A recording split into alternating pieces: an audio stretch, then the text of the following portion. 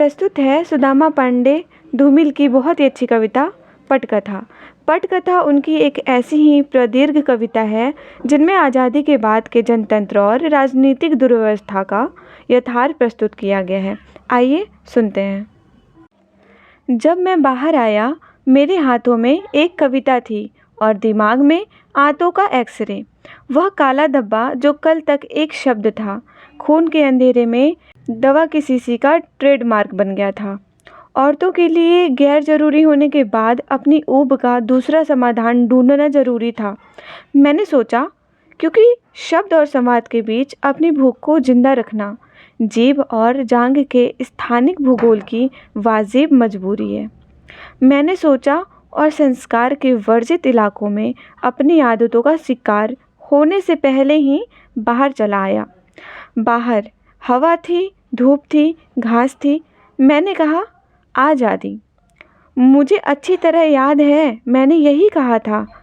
मेरी नस नस में बिजली दौड़ रही थी, उत्साह में खुद मेरा स्वर मुझे अजनबी लग रहा था। मैंने कहा, आज़ादी, और दौड़ता हुआ खेतों की ओर गया। वहाँ कतार के कतार अनाज के अकुएं फूट रहे थे। मैंने कहा, जैसे कसरत करते हुए बच्चे तारों पर। चिड़िया चहचहा रही थी। मैंने कहा, काशी की बजती हुई घंटियाँ खेत की मोड़ पार करते हुए।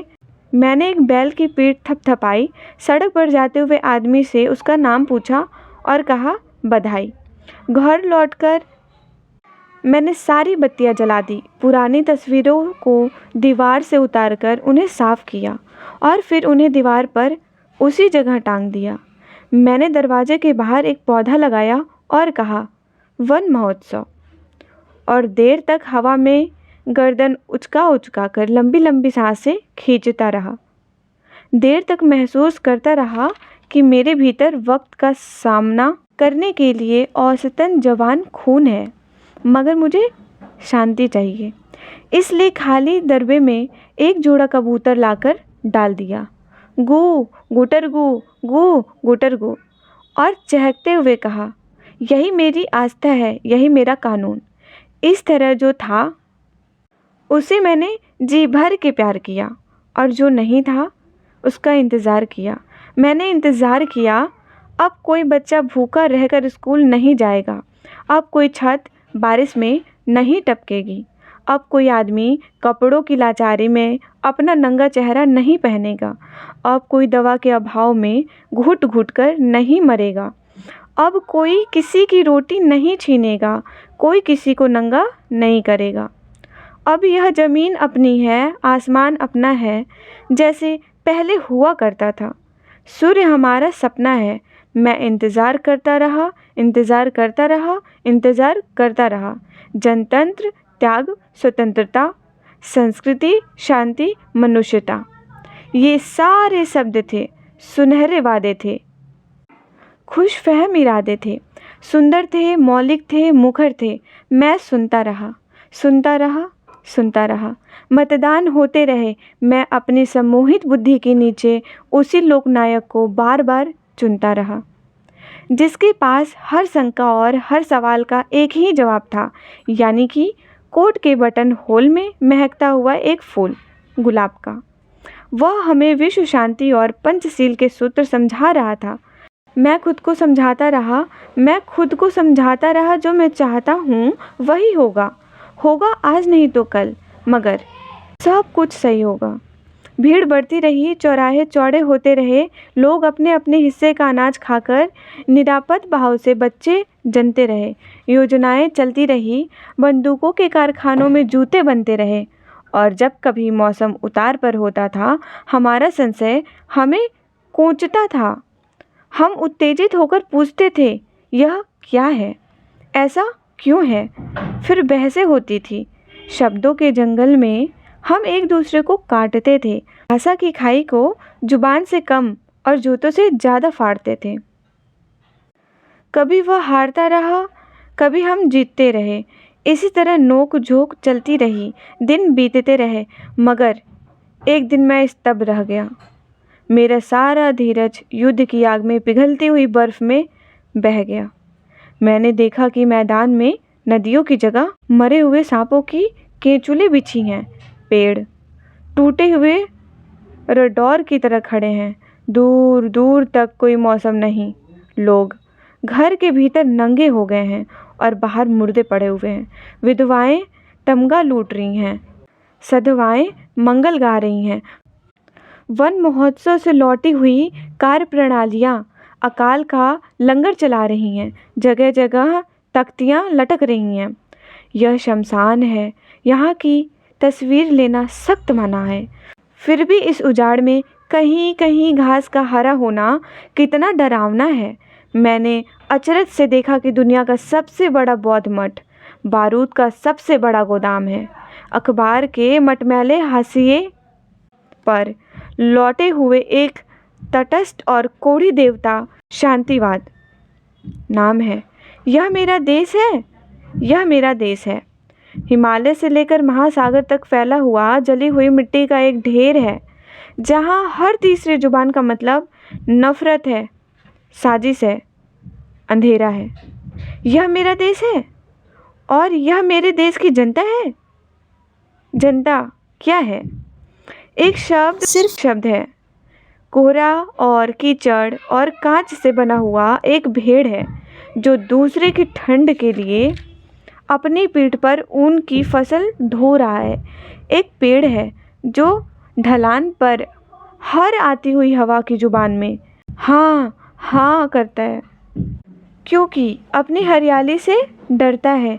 गांवों के गंदे पनालों से लेकर शहर की सिवालों तक फैली हुई कथाकली की एक अमूर्त मुद्रा यह जनता है। जनतंत्र में उसकी श्रद्धा अटूट है। उसको समझा दिया गया है यहाँ एक जनतंत्र है जिसमें जिंदा रहने के लिए घोड़े और घास को एक जैसी छूट है। कैसी विडंबना है, कैसा झूठ है। दरअसल अपने यहाँ जनतंत्र एक ऐसा तमाशा है जिसकी जान मदारी की भाषा है। हर तरफ कुआं है, हर तरफ कुहासा है जो दांतों और दलदलों का दलाल है। वही देशभक्त है। अंधकार में सुरक्षित होने का नाम तटस्थता यहाँ कायरता के चेहरे पर सबसे ज़्यादा रक्त है। जिसके पास थाली है, हर भूखा आदमी उसके लिए सबसे भद्दी गाली है। हर तरफ कुआं है, हर तरफ खाई है। यहाँ सिर्फ वह आदमी देश के करीब है जो या तो मूर्ख है या फिर गरीब है। मैं सोचता रहा और घूमता रहा, टूटे हुए पुलों के नीचे, वीरान सड़कों पर, आँखों के अंधेरे रेगिस्तान में, फटे हुए पालों की अधूरी जल यात्राओं में, टूटी हुई चीज़ों के ढेर में मैं खोई आज़ादी का अर्थ ढूंढता रहा। अपनी पसलियों के नीचे, अस्पतालों के बिस्तर पर, नुमाइशों में, बाज़ारों में, गांवों में, जंगलों में, पहाड़ों पर, देश के इस छोर से उस छोर तक उसी लोक चेतना को बार बार टेरता रहा जो मुझे दोबारा जी सके, जो मुझे शांति दे सके, मेरे भीतर बाहर का जहर खुद पी सके। और तभी सुलग उठा पश्चिमी सीमांत, ध्वस्त ध्वस्त, ध्वांत ध्वांत। मैं दोबारा चौंक कर खड़ा हो गया। जो चेहरा आत्महीनता की स्वीकृति में कंधे पर लुढ़क रहा था, किसी झंझनाते हुए चाकू की तरह खोलकर खड़ा हो गया। अचानक अपने आप में जिंदा होने की यह घटना इस देश की परंपरा की एक बेमिसाल कड़ी है, लेकिन इसे साहस मत कहो। दरअसल यह पुट्टों तक चोट खाई हुई गाय की घृणा थी। जिंदा रहने के लिए पुरजोर कोशिश जो उस आदमखोर की हविस से बड़ी थी, मगर उसके तुरंत बाद मुझे झेलनी पड़ी सबसे बड़ी स्ट्रैटेजी अपने इतिहास की, जब दुनिया के स्याह और सफ़ेद चेहरे ने विस्मय से देखकर ताशकंद में समझौते की सफ़ेद चादर के नीचे एक शांति यात्री की लाश थी। और अब यह किसी पौराणिक कथा के उपसंहार की तरह है कि इस देश में रोशनी उस पहाड़ से आई थी जहाँ मेरे पड़ोसी ने मात खाई थी, मगर फिर भी मैं वहीं चला गया। अपने जुनून के अंधेरे में फूहड़ इरादों के हाथों छला गया। वहाँ बंजर मैदान कंकालों की नुमाइश कर रहे थे, गोदाम अनाज से भरे पड़े थे और लोग भूखे मर रहे थे।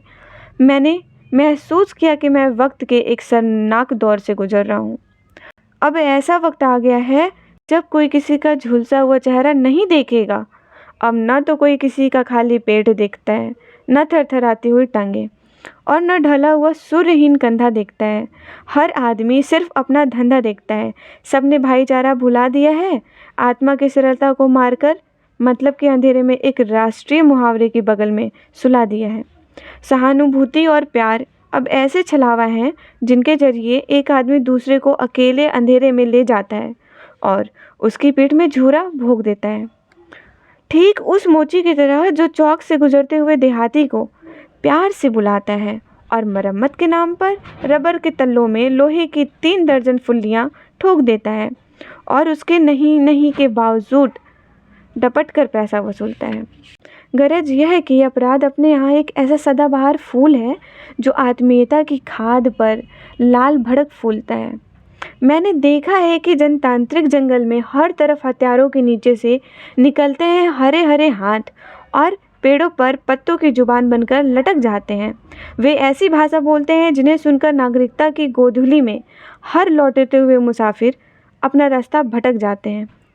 उन्होंने किसी चीज़ को सही जगह नहीं रहने दिया, ना संज्ञा, ना विशेषण, न सर्वनाम। एक समूचा और सही वाक्य टूटकर बिखर गया। उनका व्याकरण इस देश की सिराओं में छिपे हुए कारकों का हत्यारा है। उनकी सख्त पकड़ के नीचे भूखे से मरा हुआ आदमी इस मौसम का सबसे दिलचस्प विज्ञापन है और गाय सबसे सटीक नारा है। वे खेतों में भूख और शहरों में अफवाहें के पुलिंदे फेंकते हैं। देश और धर्म और नैतिकता की दुहाई देकर कुछ लोगों की सुविधा दूसरों के हाय पर सेकते हैं। वे जिसकी पीठ ठोकते हैं उसके रीढ़ की हड्डियां गायब हो जाती हैं। वे मुस्कुराते हैं और दूसरों की आंख में झपटती हुई प्रतिहिंसा करवट बदलकर सो जाती है। मैं देखता रहा, हर तरफ ऊब थी, संशय था, नफरत थी, मगर हर आदमी अपनी ज़रूरतों के आगे असहाय था। उसमें सारी चीज़ों को नए सिरे से बदलने की बेचैनी थी। रोज़ था, लेकिन गुस्सा था। एक तथ्यहीन मिश्रण था, आग और आंसू और हाय का। इस तरह एक दिन जब मैं घूमते घूमते थक चुका था, मेरे खून में एक काली आंधी दौड़ रही थी। मेरी असफलताओं में सोए हुए वहमी इरादों को झंझोर कर जगा रही थी। अचानक नींद की असंख्य परतों में डूबते हुए मैंने देखा कि मेरी उलझनों के अंधेरे में एक हम शक्ल खड़ा है। मैंने उससे पूछा, तुम कौन हो? यहाँ क्यों आए हो? तुम्हें क्या हुआ है? तुमने पहचाना नहीं? मैं हिंदुस्तान हूँ। हाँ, मैं हिंदुस्तान हूँ। वह हंसता है, ऐसी हंसी कि दिल दहल जाता है, कलेजा मुंह को आता है और मैं हैरान हूँ। यहाँ आओ, मेरे पास आओ, मुझे छुओ, मुझे जियो, मेरे साथ चलो, मेरा यकीन करो, इस दलदल से बाहर निकलो। सुनो, तुम चाहे जिसे चुनो, मगर इसे नहीं, इसे बदलो। मुझे लगा आवाज़ जैसे कि जलते हुए कुएं से आ रही है, एक अजीब सी प्यार भरी गुर्राहट, जैसे कोई मादा भेड़िया अपने छौने को दूध पिला रही है और साथ ही किसी मेमने का सिर चबा रही है। मेरा सारा जिस्म थरथरा रहा था। उसकी आवाज़ में असंख्य नरकों की घृणा भरी थी। वह एक एक शब्द चबा चबा कर बोल रहा था, मगर उसकी आंख गुस्से में हरी थी। वह कह रहा था, तुम्हारी आंखों के चकनाचूर आईने में वक्त की बदरंग छायाएं उल्टी कर रही हैं और तुम पेड़ों की छाल गिन रहे हो, भविष्य का कार्यक्रम तैयार कर रहे हो। तुम एक ऐसी जिंदगी से गुजर रहे हो जिनमें न कोई दुख है न सुख। तुम अपनी शापित परछाई से टकराकर रास्ते में रुक गए हो। तुम जो हर चीज़ अपने दांतों के नीचे खाने के आदी हो गए हो, चाहे वह सपना हो अथवा आज़ादी हो। अचानक इस तरह क्यों चुप हो गए? वह क्या है जिसने तुम्हें बर्बरों के सामने अदब से रहना सिखलाया है? क्या यह विश्वास की कमी है जो तुम्हारी भलमनशाहत बन गई है, कि शर्म अब तुम्हारी सहूलियत बन गई है? नहीं, सरलता की इस तरह मत दौड़ो। उसमें भूख और मंदिर की रोशनी का रिश्ता है। वह बनिए की पूंजी का आधार है। मैं बार बार कहता हूँ कि इस उलझी हुई दुनिया में आसानी में समझ आने वाली चीज़ सिर्फ दीवार है और यह दीवार अब तुम्हारी आदत का हिस्सा बन गई है। इसे झटक कर अलग करो। अपनी आदतों में फूलों की जगह पत्थर भरो। मासूमियत के हर तकाजे को ठोकर मार दो। अब वक्त आ गया है कि तुम उठो और अपनी ऊब को आकार दो। सुनो, आज मैं तुम्हें वह सत्य बतलाता हूँ जिसके आगे हर सच्चाई छोटी है। इस दुनिया में भूखे आदमी का सबसे बड़ा तर्क रोटी है। मगर तुम्हारी भूख और भाषा में यदि सही दूरी नहीं है तो तुम अपने आप को आदमी मत कहो, क्योंकि पशुता सिर्फ पूंछ होने की मजबूरी नहीं है। वह आदमी को भी वहीं ले जाती है जहाँ भूख सबसे पहले भाषा खाती है। वह सिर्फ उसका चेहरा बिगाड़ता है जो अपने चेहरे की राख दूसरों की रुमाल से झाड़ता है। वह अपना हाथ मैला होने से डरता है। वह एक नहीं 11 कायरों की मौत मरता है। और सुनो, नफरत और रोशनी सिर्फ उसके हिस्से की चीज़ है जिसे जंगल के हाशिए पर जीने की तमीज है। इसलिए उठो और अपने भीतर सोए हुए जंगल को आवाज़ दो। उसे उठाओ और देखो कि तुम अकेले नहीं हो और न किसी के मोहताज हो। लाखों हैं तुम्हारे इंतज़ार में खड़े। वहाँ चलो, उनका साथ दो और इस तिलस्म का जादू उतारने में उसकी मदद करो और साबित करो कि वे सारी चीज़ें अंधी हो गई हैं जिनमें तुम शरीक नहीं हो। मैं पूरी तरह तत्परता से उसे सुन रहा था। एक के बाद दूसरा, दूसरे के बाद तीसरा, तीसरे के बाद चौथा, चौथे के बाद पांचवा, यानी कि एक के बाद दूसरा विकल्प चुन रहा था। मगर मैं हिचक रहा था क्योंकि मेरे पास कुल जमा थोड़ी सुविधाएं थीं जो मेरी सीमाएं थीं। यद्यपि यह सही है कि मैं ठंडा आदमी हूँ, मुझ में भी आग है, मगर वह भभक कर बाहर नहीं आती क्योंकि उसके चारों तरफ काटता हुआ एक पूंजीवादी दिमाग है। परिवर्तन तो चाहता है, मगर आहिस्ता आहिस्ता। कुछ इस तरह की चीज़ों की शालीनता बनी रहे और कुछ इस तरह की कांख भी ढकी रहे और विरोध में उठे हुए हाथ की मुट्ठी भी तनी रहे। और यही वजह है कि बात फैलने की हद तक आते आते रुक जाती है, क्योंकि हर बार चंद चुट्टी सुविधाओं की लालच के सामने अभियोग की भाषा चूक जाती है। मैं खुद को कुरेद रहा था, अपने बहाने उस तमाम लोगों की असफलताओं को सोच रहा था जो मेरे नज़दीक थे। इस तरह साबुत और सीधे विचार पर जमी हुई काई और उगी हुई घास को खरोच रहा था, नोच रहा था। पूरे समाज की सिवन उधेड़ते हुए मैंने आदमी के भीतर की मैल देख ली थी। मेरा सिर भिन्ना रहा था, मेरा हृदय भारी था, मेरा शरीर इस बुरी तरह थका था कि मैं अपनी तरफ घूरते हुए उस चेहरे से थोड़ी देर के लिए बचना चाह रहा था जो अपनी पैनी आंखों से मेरी बेबसी और मेरा उथलापन थाह रहा था। प्रस्तावित भीड़ में शरीक होने के लिए अभी मैंने कोई निर्णय नहीं लिया था। अचानक उसने मेरा हाथ पकड़कर खींच लिया और मैं जेब में जूतों का टोकन और दिमाग में ताजे अखबार की कतरन लिए हुए धड़ाम से चौथे आम चुनाव की सीढ़ियों से फिसलकर मतपेटियों के गड़गच अंधेरे में गिर पड़ा। नींद के भीतर यह दूसरी नींद है और मुझे कुछ नहीं सूझ रहा, सिर्फ एक शोर है जिनसे कानों के पर्दे फटे जा रहे हैं।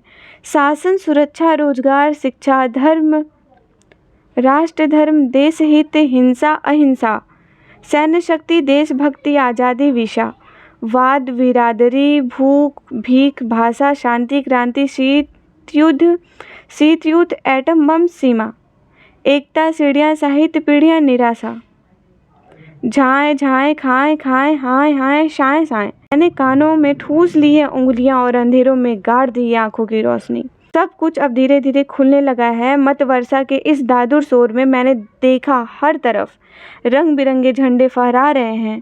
गिरगिट की तरह रंग बदलते हुए गुट से गुट टकरा रहे हैं। वे एक दूसरे को दाता किलकिल कर रहे हैं, एक दूसरे को दुर दुर बिल बिल कर रहे हैं। हर तरफ तरह तरह के जंतु हैं, श्रीमान किंतु हैं, मिस्टर परंतु हैं, कुछ रोगी हैं, कुछ भोगी हैं, कुछ हिजड़े हैं, कुछ जोगी हैं, तिजोरियों के प्रशिक्षित दलाल हैं, आँखों के अंधे हैं, घर के कंकाल हैं, गूंगे हैं, बाहर हैं, उथले हैं, गहरे हैं। गिरते हुए लोग हैं, अकड़ते हुए लोग हैं, भागते हुए लोग हैं, पकड़ते हुए लोग हैं। गरज यह है कि तरह तरह के लोग हैं। एक दूसरे से नफरत करते हुए वे इस बात पर सहमत हैं कि देश में असंख्य रोग है और उसका एकमात्र इलाज चुनाव है। लेकिन मुझे लगा कि विशाल दलदल के किनारे बहुत बड़ा अधमरा पशु पड़ा हुआ है। उसकी नाभि में एक सड़ा हुआ घाव है जिससे लगातार भयानक बदबूदार मवाद बह रहा है। उसमें जाति और धर्म और संप्रदाय और पेशा और पूंजी के असंख्य कीड़े किलबिला रहे हैं और अंधकार में डूबी हुई पृथ्वी पता नहीं किस अनहोनी की प्रतीक्षा में है। इस भीषण सवाड़ को चुपचाप सह रही है, मगर आपस में नफरत करते हुए वे लोग इस बात पर सहमत हैं कि चुनाव ही सही इलाज है, क्योंकि बुरे और बुरे के बीच से किसी हद तक कम से कम बुरे को चुनते हुए न उन्हें मलाल है, न भय है, न लाज है। दरअसल उन्हें एक मौका मिला है और इसी बहाने वे अपने पड़ोसी को पराजित कर रहे हैं। मैंने देखा है कि हर तरफ मूढ़ता की हरी हरी घास लहरा रही है, जैसे कुछ जंगली पशु कूद रहे हैं, लीद रहे हैं, चर रहे हैं। मैंने ऊब और गुस्से को गलत मुहावरों के नीचे गुजरते हुए देखा। मैंने अहिंसा को एक सत्तारूढ़ शब्द का गला काटते हुए देखा। ईमानदारी को अपने चोर जेबें भरते हुए देखा। मैंने विवेक को चापलूसों के तलवे चाटते हुए देखा। मैं यह सब देख ही रहा था कि एक नया रेल आया। उन्मत्त लोगों का बर्बर जुलूस। वे किसी आदमी को हाथों पर गठरी की तरह उछाल रहे थे, उसे एक दूसरे से छीन रहे थे, उसे घसीट रहे थे, चूम रहे थे, पीट रहे थे, गालियाँ दे रहे थे, गले से लगा रहे थे, उसकी प्रशंसा के गीत गा रहे थे, उस पर अनगिनत झंडे फहरा रहे थे। उसकी जीभ बाहर लटक रही थी, उसकी आंखें बंद थी, उसका चेहरा खून और आंसू से तर था। मूर्खों, यह क्या कर रहे हो? मैं चिल्लाया और तभी किसी ने मेरी ओर उछाल दिया। अरे, यह कैसा हुआ? मैं हतप्रभ सा खड़ा था और मेरा हमशक्ल मेरे पैरों के पास मूर्छित सा पड़ा था। दुख और भय से एक झुरझुरी लेकर मैं उस पर झुक गया, किंतु बीच में रुक गया। उसका हाथ ऊपर उठा था, खून और आंसू से तर चेहरा मुस्कुराया था, उसकी आंखों में हरापन उसकी आवाज़ में उतर आया था। दुखी मत हो, यही मेरी नियति है। मैं हिंदुस्तान हूँ। जब भी मैंने उन्हें उजाले से जोड़ा है, उन्होंने मेरी इसी तरह अपमानित किया, इसी तरह तोड़ा। समय गवाह है कि मेरी बेचैनी के आगे भी राह है। मैंने सुना, वह आहिस्ता आहिस्ता कर रहा था, जैसे किसी जले हुए जंगल में पानी का एक ठंडा सोता बह रहा था। घास से ताजगी भरी ऐसा आवाज़ है जो न किसी से खुश है ना नाराज है। भूख ने उन्हें जानवर कर दिया है, संशय ने उन्हें आग्रहों से भर दिया है, फिर भी वे अपने हैं, अपने हैं, अपने हैं। जीवित भविष्य के सुंदरतम सपने हैं। नहीं, यह मेरे लिए दुखी होने का समय नहीं है। अपने लोगों की घृणा के इस महोत्सव में मैं शापित निश्चित हूँ। मुझे किसी से भय नहीं है। तुम मेरी चिंता मत करो, उनके साथ चलो, इससे पहले कि वे गलत हाथों के हथियार हों, इससे पहले कि वे नारों और इश्तिहारों के काले बाजार हों। उनसे मिलो और उन्हें बदलो। नहीं, भीड़ के खिलाफ रुकना एक खूनी विचार है, क्योंकि हर ठहरा हुआ आदमी इस हिंसक भीड़ का अंधा शिकार है। तुम मेरी चिंता मत करो, मैं हर वक्त सिर्फ एक चेहरा नहीं हूँ। जहाँ वर्तमान अपने शिकारी कुत्ते उतारता है, अक्सर मैं मिट्टी का हरकत करता हूँ। वह टुकड़ा हूँ जो आदमी सिराओं में बहते हुए खून को उसके सही नाम से पुकारता है। इसलिए मैं कहता हूँ, जाओ और देखो कि वे लोग। मैं कुछ कहना ही चाहता था कि एक धक्के ने मुझे दूर फेंक दिया। इससे पहले कि मैं गिरता, किन्हीं मजबूत हाथों ने मुझे टेक लिया। अचानक भीड़ से निकालकर एक प्रशिक्षित दलाल मेरी देह में समा गया। दूसरा मेरे हाथों में एक पर्ची थमा गया, तीसरे ने मुझे मुहर देकर पर्दे के पीछे ढकेल दिया।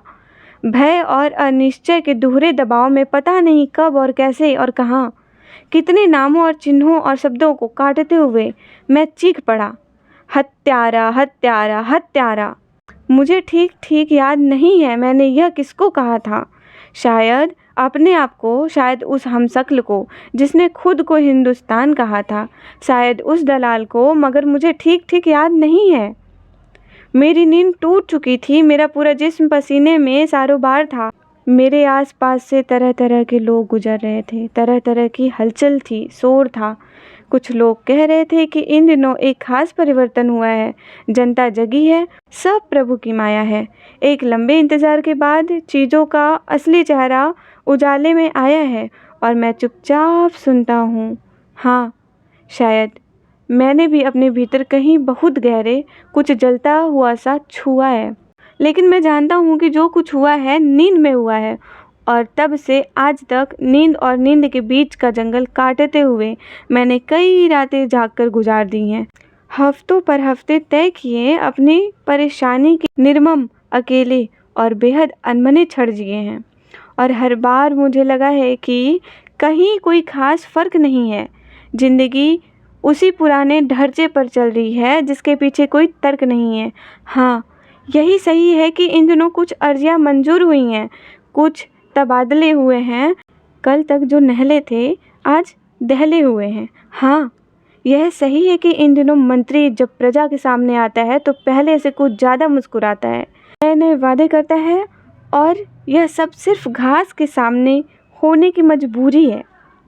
वरना उसे भले मानुस को यह भी पता नहीं कि विधानसभा भवन और अपने निजी बिस्तर के बीच कितने जूतों की दूरी है।